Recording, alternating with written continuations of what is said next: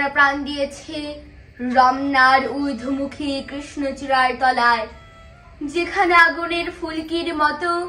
এখানে ওখানে জ্বলছে অসংখ্য রক্তের ছাপ, সেখানে আমি কাঁদতে আসিনি। আজ আমি শোকে বিহ্বল নই, আজ আমি ক্রোধে উন্মত্ত নই, আজ আমি প্রতিজ্ঞায় অবিচল। যে শিশু আর কোনোদিন তার পিতার কোলে ঝাঁপিয়ে পড়ার সুযোগ পাবে না, যে গৃহবধূ আর কোনোদিন তার স্বামীর প্রতীক্ষায় আঁচলে প্রদীপ ঢেকে দুয়ারে আর দাঁড়িয়ে থাকবে না, যে জননী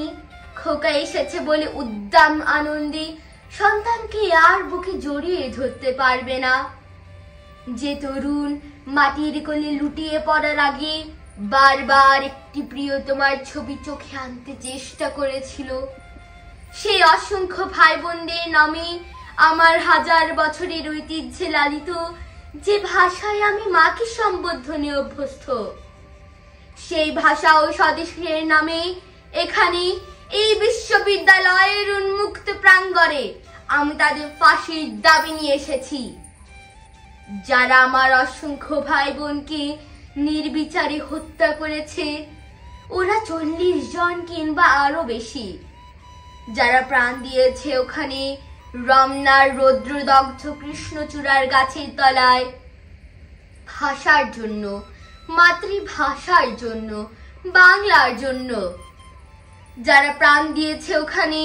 একটি দেশের মহান সংস্কৃতির মর্যাদার জন্য, আলাওলের ঐতিহ্য, রবীন্দ্রনাথ কায়কোবাদ, নজরুলের সাহিত্য কবিতার জন্য, যারা প্রাণ দিয়েছে ভাটিয়ালি বাউল কীর্তন গজল,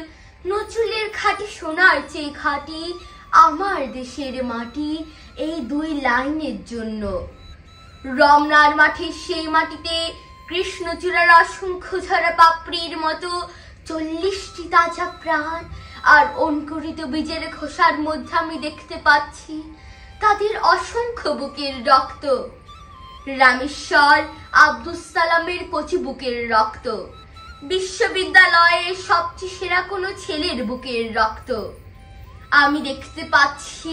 তাদের প্রতিটি রক্তকণা রমনার সবুজ ঘাসের উপর আগুনের মতো জ্বলছে, জ্বলছে আর জ্বলছে এক একটি হীরের টুকরোর মতো।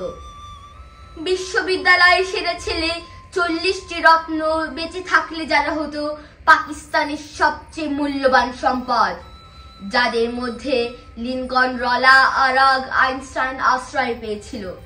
যাদের মধ্যে আশ্রয় পেয়েছিল শতাব্দীর সভ্যতার সবচেয়ে প্রগতিশীল কয়েকটি মতবাদ, সেই 40টি রত্ন যেখানে প্রাণ দিয়েছে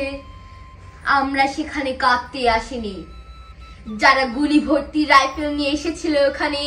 যারা এসেছিল নির্দয়ভাবে হত্যা করার আদেশ নিয়ে, আমরা তাদের কাছে ভাষার জন্য আবেদন জানাতেও আসিনি। আজ আমরা এসেছি খুনি জালিমের ফাঁসির দাবি নিয়ে।